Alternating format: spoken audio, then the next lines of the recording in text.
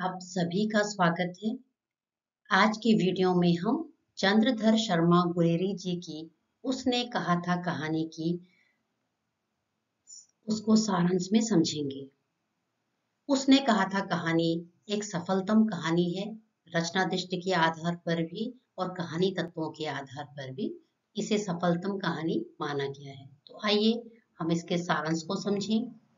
उसने कहा था कि लेखक चंद्रधर शर्मा है और इस कहानी में एक लड़का और एक लड़की दो मुख्य पात्र हैं। दोनों सिख हैं, दोनों अपने मामा के यहाँ आए हैं।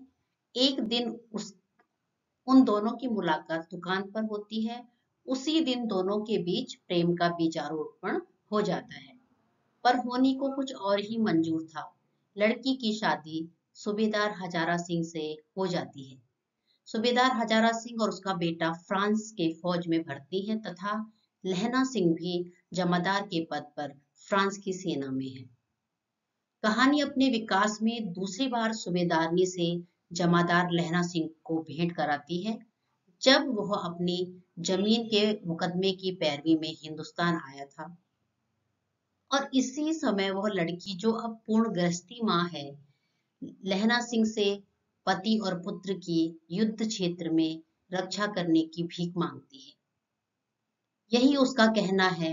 मात्र इतना ही उसने कहा था, फिर पूरी कहानी लहना की स्मृति में ही जवान होती है। अर्थात उसका प्रेम सूबेदारनी के यही से फलने के बाद विकसित होता है।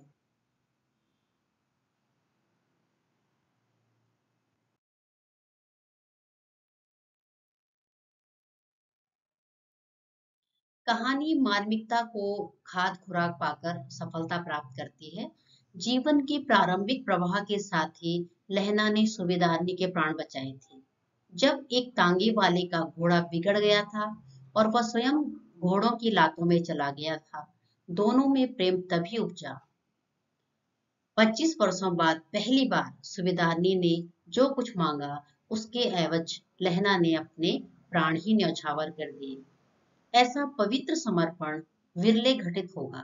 यों हजारा सिंह बोधा दोनों समझ गए थे कि लहना हम लोगों का ख्याल ज्यादा करता है।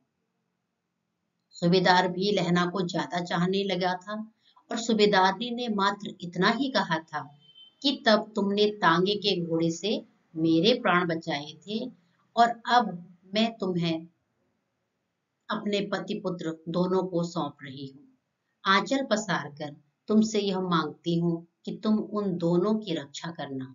लहना ने इस भीख रूपी कर्तव्य को अपने माथे चढ़ा लिया और अंततः इसी के खातिर अपने प्राण देकर भी उसे यह सौदा करना। समस्त घटनाक्रम और कथानक का विकास लहना की स्मृति में चित्र रूप से होता रहा। चारित्रिक दृष्टि से इस कहानी में यथार्थ की भूमि पर एक महान आदर्श की प्रतिष्ठा की गई है। लहना का व्यक्तित्व इन्हीं से सर्जित हुआ है। उसके प्रेम में वासना का लेश मात्र भी नहीं है। एक सैनिक की तरह लहना ने अपने दिए हुए वचन की रक्षा में अपने प्राणों का विसर्जन किया है। ऐसे प्रेम को हम मधुर प्रेम की ही संज्ञा प्रदान करेंगे। सूबेदार हजारा सिंह, कीरत सिंह, वजीरा सिंह और बोधा सभी एक ही वचन विधि के विकसित पुष्प हैं, एक ही वचन विधि के विकसित चरित्र हैं। सबसे चरित्र में एक साथ ही धीरता, गंभीरता, निर्भयता तथा देशभक्ति एवं अपने सरदार की आज्ञाओं के सहर्ष पालन की भावना कूट कूट कर भरी है। इन सबका चित्रण संवादों के साये में ही हुआ है। कथोपकथन में नाटकीयता का गुण तो कथाकार की भाषा से भरा हुआ है। तो इस तरह से हमने बहुत ही संक्षिप्त रूप में इस कहानी के सारांश को समझा।